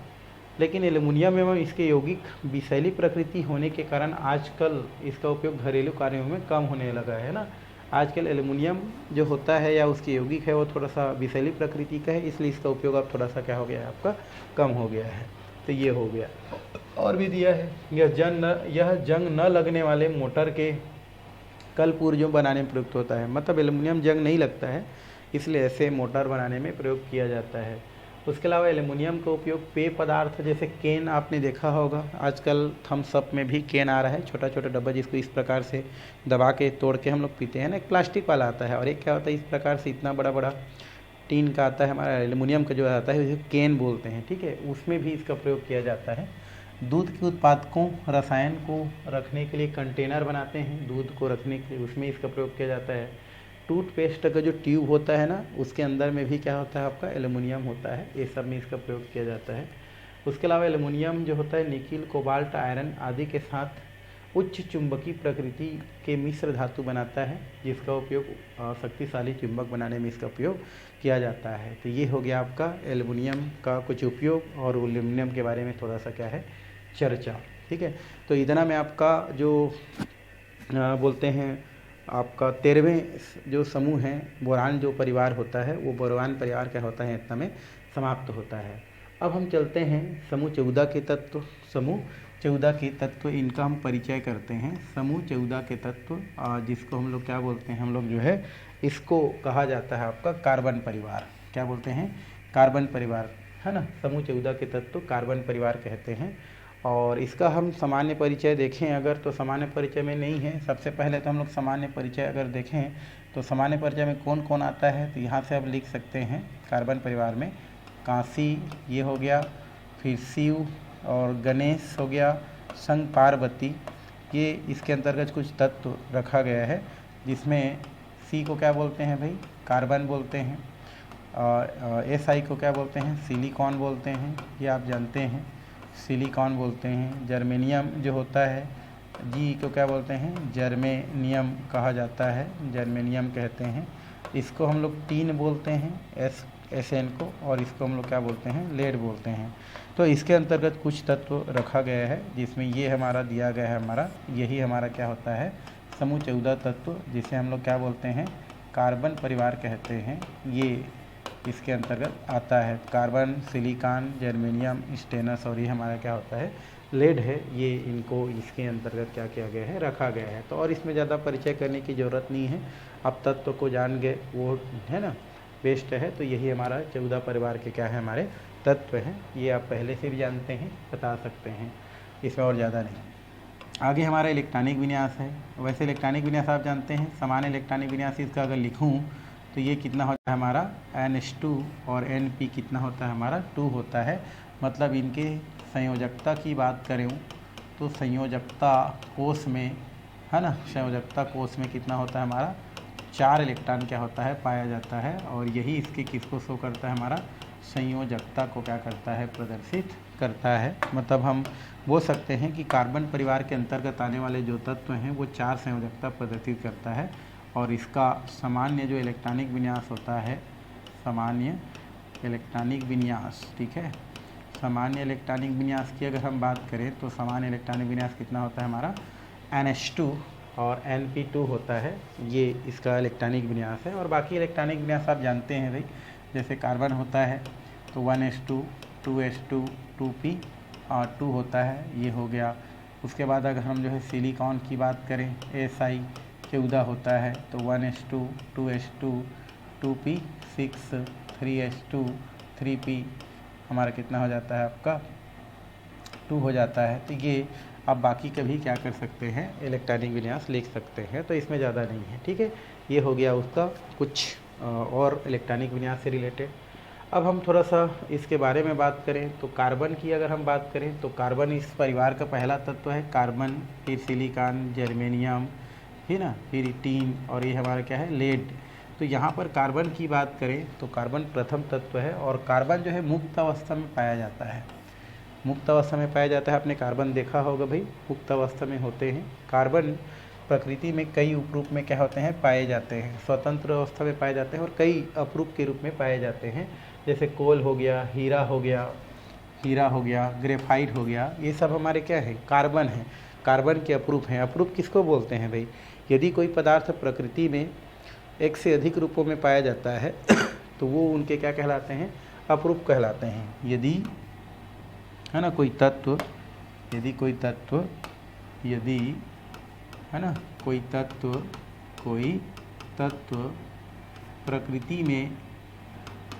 में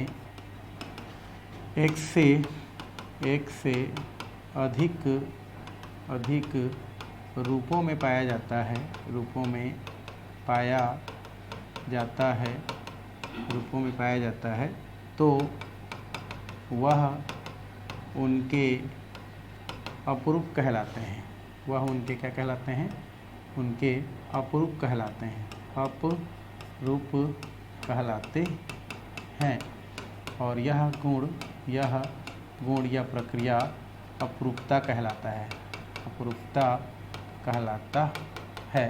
तो यदि कोई तत्व प्रकृति में कई रूप में होता है तो उसे हम क्या बोलते हैं अपरूप कहते हैं। और कार्बन जो है प्रकृति में कई रूप में, जैसे कोल के रूप में, हीरा के रूप में, ग्रेफाइट, ये सब हमारे क्या हैं कार्बन हैं। कोल भी कार्बन है, हीरा भी कार्बन है, ग्रेफाइट भी कार्बन है, इसलिए मुक्त अवस्था में पाए जाते हैं। कार्बन मुक्त अवस्था में पाए जाने के अतिरिक्त ये खनिज के रूप में भी क्या होते हैं पाए जाते हैं, है ना, जैसे क्रूड ऑयल, कार्बोनेट के रूप में पाए जाते हैं, जैसे मेलेकाइट, है ना, ये हमारा क्या होता है हमारा कॉपर कार्बोनेट, और ये कॉपर हाइड्रोक्साइड, है ना, इस रूप में क्या होता है मेलेकाइट बोलते हैं। डोलोमाइट क्या होता है, तो डोलोमाइट की बात करें तो कैल्शियम कार्बोनेट और मैग्नीशियम कार्बोनेट के एक साथ क्या बोलते हैं डोलोमाइट कहते हैं।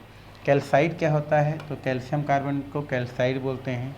सीडेराइट क्या होता है हमारा, तो यहाँ पर आप क्या कर सकते हैं आयरन के जो हमारा क्या होता है कार्बोनेट है। मैग्नेसाइट होता है, मैग्नीशियम के कार्बोनेट हैं। कैलेमाइन जिंक कार्बोनेट होता है।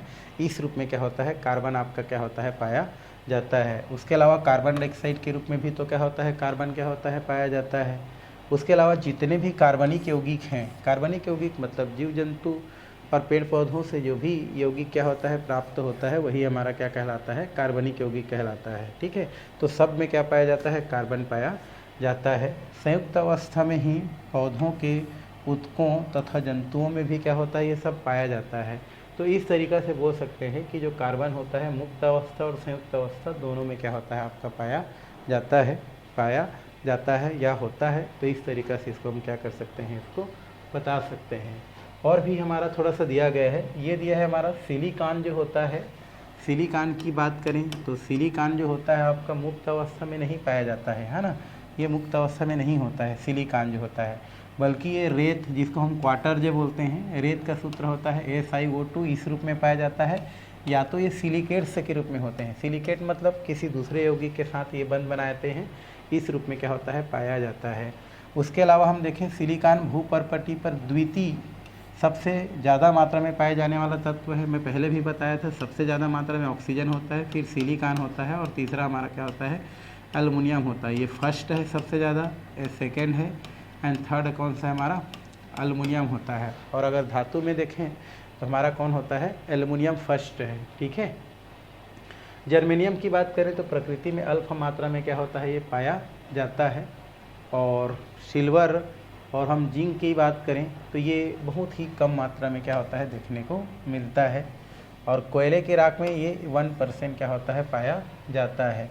टीन की बात करें तो टीन जो होता है सिडेराइट है ना, ये सल्फर डाइऑक्साइड या लेड गैलेना बोलते हैं, PbS बोलते हैं इसको, इसके रूप में क्या होता है हमारा पाया जाता है। और ये जो हमारा सिडेराइट के रूप में हो गया और जो लेड है वो गैलेना के रूप में क्या होता है पाया जाता है। तो इस तरीक़े से इसको हम क्या कर सकते हैं बता सकते हैं। ठीक है, तो ये हो गया आपका कुछ परिचय। थोड़ा सा देखते हैं समस्थानिक। क्या देखते हैं हम लोग? समस्थानिक। समस्थानिक आप पहले पढ़ चुके हैं। वे तत्व जिनके परमाणु क्रमांक समान होते हैं लेकिन परमाणु भार क्या होते हैं भिन्न भिन्न होते हैं, वही समस्थानिक कहलाते हैं।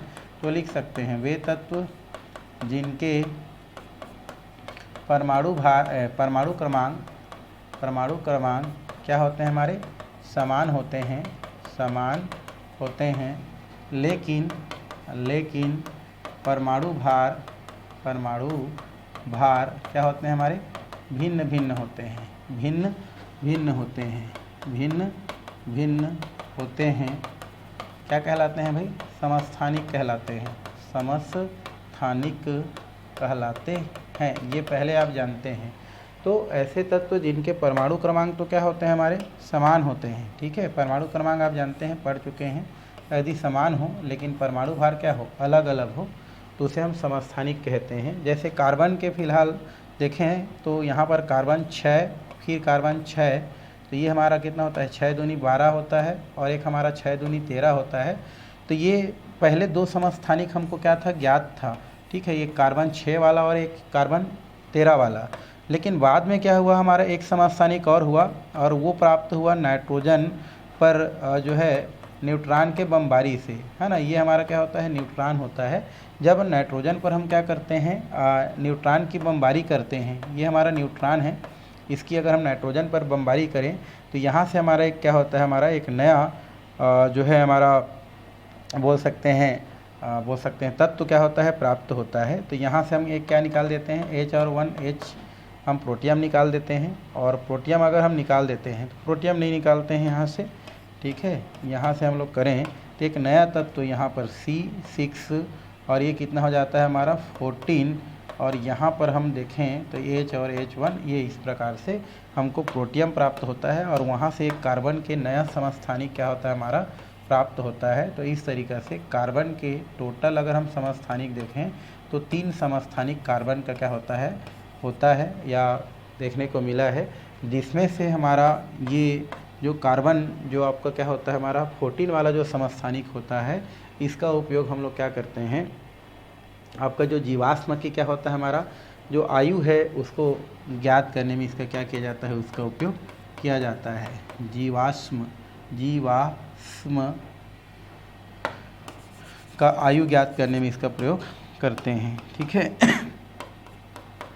जीवाश्म की आयु है ना ज्ञात करने में क्या किया जाता है इसका उपयोग किया जाता है। कार्बन डेटिंग बोलते हैं इसको। क्या बोलते हैं भाई?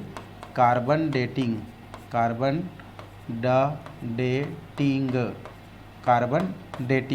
तो हमारा जो कार्बन का हमारा जो क्या होता है 14 नंबर जो वाला जो समस्थानिक होता है, इसका उपयोग किस में करते हैं हम लोग जो है कार्बन डेटिंग के रूप में इसका क्या करते हैं उपयोग करते हैं। और कार्बन डेटिंग क्या होता है हमारा? तो कार्बन डेटिंग जो होता है वो जीवाश्म जो होता है उस जीवाश्म के जो आयु होता है जो मर गए हैं कई साल पहले, कई हज़ारों साल पहले, उनमें या उनके आयु को पता लगाने में किसका प्रयोग किया जाता है हमारा कार्बन 14 का क्या किया जाता है उपयोग किया जाता है। तो इस तरीक़ा से आप समस्थानिक से रिलेटेड क्या कर सकते हैं बातें बता सकते हैं। तो फिलहाल जो है आज का जो क्लास है हम यहीं पर क्या करते हैं समाप्त करते हैं। आने वाले क्लास में फिर आगे हम जो है टॉपिक देखने वाले हैं।